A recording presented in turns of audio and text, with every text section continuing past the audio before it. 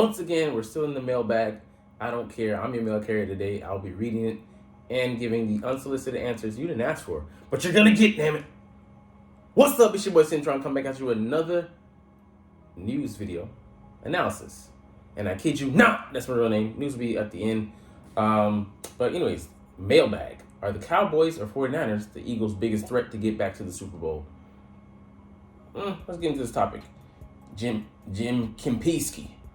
Me and him have a love-hate relationship that he doesn't know about. All right, anyways, first question. Which team is the Eagles' biggest threat in the NFC to get back to the Super Bowl? It's between the Cowboys and the 49ers, and both of these teams are flawed. The Cowboys, they have the better quarterback, because the 49ers don't even have a quarterback. But he himself is flawed. He threw a league-leading 15 interceptions last year, even though he missed 5 games. So Dak Prescott has to be better at taking care of the football. I don't want him to be because I'm a Philadelphia Eagles fan. That being said, I think he'll be better than he was last year, but he's been on a downward trajectory for a while now, and his overall proficiency and efficiency has decreased with each and every season. And he's already been the starter for, at the helm for 7 years, and this going on his 8th. I don't see him all of a sudden reinventing himself. He kind of is what he is at this point. Yes, he can take care of the football. He's saying he even pledged himself that he'll have interceptions in the, not single digits, but close to it. He won't have more than 10. I think he breaks that vow that he made publicly. He's coming out and not saying anything, but trying to, to speak it into existence. Nah, bro. Yes, you have a better receiving core than you did last year, having a better second fiddle, and Michael Gallup is another year removed from his ACL injury. You finally let Pollard take over, but we'll see how healthy he is. And the depth behind him, I'm not sure. The O-line is just above average. Not saying it's above average, but it's just above average. Somewhere in between average and above average. And they have depth issues with that. If they suffer just even one injury, that's a shuffle, and the guys coming in behind them are not starting caliber. And overall, they've struggled with this for several years on end, and it just shows that Jerry Jones isn't fit to be the GM. But keep on GM. I love it as an Eagles fan. Like I said, the roster doesn't have much depth. They have some star power. It's diminished in the past couple of years, but behind those guys, there ain't a lot. So I see them, struggling. At points along the year, and I have them making the playoffs, as a wild card, but being a one and done and going back to 2 years ago, repeat the same old record. And it's interesting to see a storied franchise go down this route, mired in ineptitude because of the leader of their team, the head honcho, the owner of the Dallas Cowboys. And, if he wanted them to be better, if he wanted them to be an ascending team, not stuck in mediocrity, he'd hire a different head coach, and not just a puppet that he can control and be at his beck and call and do every, exercise every whim that he wants done. And make smarter decisions with the roster, not giving out these hellacious problematic contracts like he has with Dak Prescott upcoming. They have to fork over a lot of money in the last year of his deal in 2024. But it's gotta be about Jerry at every turn. So I think they're the better team than the 49ers, because the 49ers have a key issue, and that is they don't have a quarterback. Defense is very good. Statistically, some categories, the best defense last year. And they lost the D coordinator, but they're going to continue the philosophy with, I think, one of their assistant coaches that is stepping into the role this year. And, yeah, they have Pro Bowlers at every level, stocked with talent, D-line, linebacker, and secondary. That being said, their offense, they need somebody at the helm who's better than Jimmy Garoppolo, and better than a second-year starter who was an upstart rookie, but he had his season ended by us in Brock Purdy. And in Sam Darnold, he just has been hot and cold, inconsistent. Trey Lance hasn't really had the time to showcase his talents, and even when he does, he goes out with injury, and he just sets back his progression. So it all amounts to a big, fat nothing burger. I mean, until you find a leader there, you're gonna be rudderless. You're gonna be able to compete, but you're gonna come up short just when you need to be great. So, anyways, these teams, both of them are solid second fiddle, but I think the Eagles are in a class of their own in the NFC conference by themselves, because we're in a conference that's weaker than the AFC with competition. Anyways, next question. Besides injury, the most likely reason the Eagles don't make the playoffs is just inconsistency, but I don't see them having that. With this roster and with the veterans we have, a leader like Hurts, the staff, and the way these guys have shown that they're hungry, from the tight end on down to the linebackers, down to the D line, down to the secondary, the receivers, and definitely the O line. They just want it too bad for them to come up short and to be a snake without a head, or a ship without a captain. They just have too many new guys that are going to come out and lead by example and lead by their play, their play on the field. But yeah, it's injury. Yeah, that you say injury, take it out of the equation, but you kind of really can't. It takes something pretty devastating, catastrophic for us to go Titanic.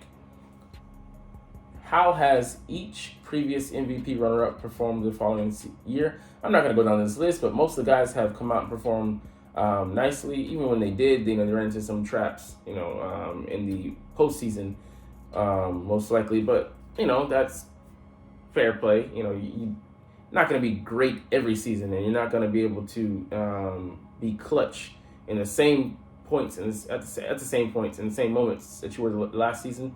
That being said, how you adapt is really like the makings of a dynasty, some people say, because from year to year you're able to to sustain that greatness. That's the difference. We'll see, but I mean, most of them had a solid year, and if you're good, you're gonna be able to find some water finds its own level, just naturally.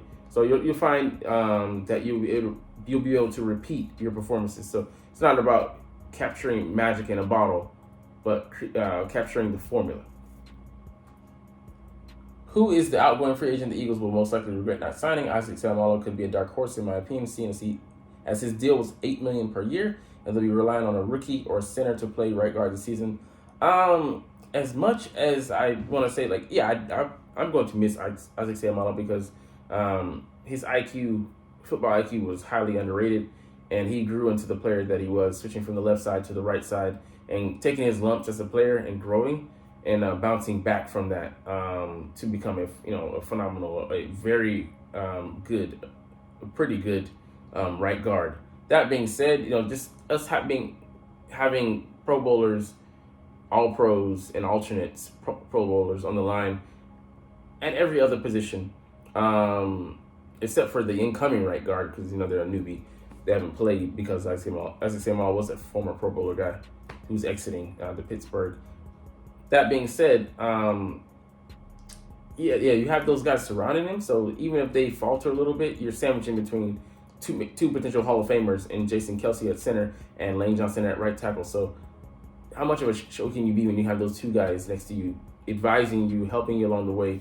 And the line is more about cohesive play, and that they'll get you right. And unless you're just absolute trash, but I don't see either Tyler Steen or Cam Jurgens, the two guys that are fighting for that right guard spot, being. That being said, I'm not gonna miss Isaac. And then Javon Hargrave, yes, we missed his sack production, but I believe that Jalen Carter can eventually be a better overall player, and that he could provide pass rush, even though that's not what we necessarily are in dire need of from him because of the surrounding talent we have at other positions, especially edge. But if he's going to be a better run stuffer, and that is more what I put a premium on with the D tackle position. Let the other guys do the work around you if you have to, and you focus on being a imposing force, dominating, exercising your will at the line of scrimmage, controlling things there around that. More so than collapsing the pocket and getting to the quarterback. We'll have guys that do that. Milton Williams can do that. Fletcher Cox can do that. Jordan Davis even can do it when we have the time to make a way for him to do that. Maybe some stunts and things like that. But yeah, I'm not like opposed to having just a stout run stuffer, gapper at D tackle, and then letting the outside guys and then maybe some of the second level guys and third level guys potentially come in and do do the job of getting after the quarterback. But I just don't see anybody that we're missing. Like C.J. Gardner-Johnson, we'll miss the picks, but the secondary will be solid regardless because he's one outgoing player, and we still have those two great corners out there on the edges.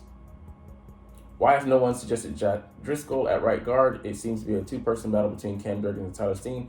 Yeah, we're going to let those guys have at it because Jack is just too valuable as a backup because he can be a swing tackle or a swing guard, and he's like the first guy off the bench for maybe both positions to come in and replace, except for center. So I think if Jason Kelsey got injured, we'd shift Cam Jurgens and then put maybe Tyler Steen at right guard as a starter. But we just don't want to mess with that formula too much with him being a valuable guy coming off the bench. He didn't play to the level of Lane Johnson. I mean, not many guys could. Even guys that are top tier guys at their position, at right tackle or tackle in the league. That being said, he played good enough. He still didn't allow Michael Parsons to come in and go crazy in that Cowboys game, in either one. So, I mean, that's very valuable to have a guy like that. And he's going to be gone after this year. He's going to be a free agent. He's going to go off, somewhere and get paid, maybe a mid-tier contract, I believe. And what's the point in investing in him where we're not investing in having him apply himself at the trade when we're not investing in him in the long term? So down year, okay, cool. Everybody has like their time periods, and with more playing time, I believe he can he could produce better, but he's not, like I said, in the long term plans, nor is he being counted on because we looked at him as a replacement guy in the event one of our top guys goes down, but he's not looked at as a starter. So I mean that's not the eye that we're seeing him with. Assuming the Eagles are picking late in the next draft, what old tackle prospect that currently has a late first, early second grade do you feel would be a good long-term replacement for Lane Johnson? Similar athletic profile. I know nothing about the tackles coming in, but I know that every year, there are at least a handful of guys that are in consideration to be the top tackle prospect, and I mean, to give you some good value. So there's the guy at Tennessee last year. There were the Alabama tackles. Tackle. There was the guy from Northwestern. I mean, so it's every year you're gonna get guys that are polished, to a high degree, and they can come in and be putty and high-priced putty in the hands of a great sculptor. And we have one, fortunately, here in almost St. Louis, in Philadelphia, by way of Jeff Stoutland, the best O-line coach in the league and one of the best coaches hands down, because he just comes in and the way he's able to teach, the way he's able to evaluate, the way he's able to mold and shape guys. Like, he took a raw piece of material in Jordan Mailata and shaped him into a starting left tackle, not just an average one, an above average starting guy when he didn't have any experience with football, which is, hands down is amazing, which means it shows his chops as a great teacher, able to teach, the fundamentals of the position down, to the bare bone studs, because the guy knew nothing, and now he's a well-built brick shithouse. I just had to say that. Shout out to, Crocodile Dundee. But yeah, I mean, we have here Olu Foshenu, Penn State, Joe Alt, Notre Dame. I heard of his name last year. J.C. Latham, I kind of know that name just from looking at Alabama. And Kingsley Suamatia, BYU, I heard that name as well. So I mean, yeah, man, some talented guys. I know nothing about Foshanu, but I'm sure I will find out, throughout the draft process. But yeah, whoever will be kind of in that wheelhouse, late first, early second, And yeah, we want to get a guy in the building. I think next year, sooner than later. Don't want to wait until the year that the moment that Lane retires, and say, hey, all right, now we got to go out and get a guy. That's not how we work. That's not how we develop guys. We bring in guys a couple of years in at at the very least, or that's the prime window. Whereas we can develop them. So like Cam Jurgens, he's originally supposed to be a center. He's coming in as a guard replacement, kind of not emergency, but being repurposed, if you will. And because Jason Kelsey's still playing, he was supposed to retire after last year. If we won the Super Bowl, he would have been riding off into the sunset. But lo and behold, we're here. Glad he's back. Hopefully, I don't know if this is. I'm thinking that this will likely be his last rodeo. But we have his contingency plan in place already on the roster, even though he's going to be playing at a different position, out of position. But guard and center aren't too much different. They aren't diametrically opposed. Like he's going to play tackling and interior with no experience. Next, good day, Jimmy. No, Centron, motherfucker, take it over. I'm enjoying the bike new reviews. Who cares? I don't talk about bikes. I just want a girl riding my bike. Anyways, who do you think could be a surprise cut? Fletcher, possibly. Fletcher Cox is going nowhere. He has $10 million. We're too invested, and that probably has dummy years attached to it. It's fully guaranteed. That just would be asinine. Rashad Penny, one of the safeties, but I wouldn't, say that. Maybe Barnett, Derek Barnett on the D line at DN. But who would be really shocking? Quez Watkins, if we cut him. I don't think we're going to do it. I think we just value him. We love him too much. I don't really see anybody there that that would really shock you. Maybe Nicholas Morrow, if we brought another guy. There's a couple of candidates. Terrell Edmonds, Grant Calcaterra. I don't think so. I think he's being souped up for a role this year. Next, will the Eagles make use of the practice squad call-up rules of the past few years post-COVID and stuff 5 running backs into the starting 53? Not starting 53, but the 53-man roster. With 2 years on the cheap, I would not like losing Stearns. Yeah, you wouldn't like to, but there's no way in hell we carry 5 running backs. I think he'll be cut, and then hopefully we'll wish like hell that he makes it to the practice squad. Because Rashad Penny and Agent Zero, I can't think of his name right now, are guys that have had some problems in the past. Specifically, Penny staying healthy, and there'll be a good contingency plan to have a guy on the roster, somewhat in the practice squad, to be able to call up anytime in the event that he goes up for some duration or God forbid a season-ending injury. So we'll carry 4 guys with Boston Scott being the last guy, Kenneth Gainwell,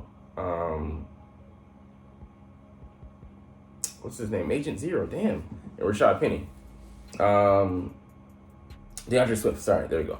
But I think there's no way we do that. We were going to try to find multiples guys that can play 2 positions and give us special teams value at other positions. But Trey Sermon, we won't even fully utilize 4 running backs, and we're going to try to conserve.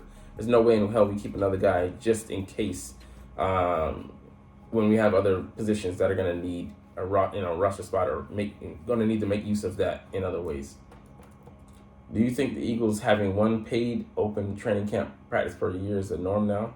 I missed the announcement initially, and I don't think tickets are available anymore. What is the reason for this secrecy? Who cares? Work out your own, private issues on your time. I think it's cool. The more secrecy, the better. I don't want motherfuckers finding out what we have. I'm glad we are not eligible to be on Hard Knocks. Do you think Sirianni sticks with the Pander t-shirts this season, or does he? Who the fuck cares, man, about this some dumb shit like that? Anyways, we're going to get off on that. Good news that we got Keely Ringo in the building for 4 years for $4 million. He got the the issues, whether it's money or injury concerns, ironed out on his contract, and he signed with a little bit more than a week to go to training camp. And that's good news. Was not worried, not concerned, because Landon Dickerson also 2 years ago had the same thing where he was a late joiner. Not Joyner Lucas though. One of my favorite rappers in the current era. Anyways, he won't be behind. He's not gonna miss any time in training camp. Great. He got the money, he got whatever issue that he had resolved, and he's not gonna miss vital time that could contribute to him being a part of the contributions on the field in his rookie season. But even then, I don't see him making any carving out any a key role or having any having good playing time in his rookie season. But that being said, he'll still be a building block for the future. Hopefully, a projected starter at corner, maybe safety. Who knows in the future? But that's all we're gonna get into this eve for me evening. But we might look at one more thing. Oh, the Giants already suffered an injury in training camp. I mean, not training camp. In the offseason.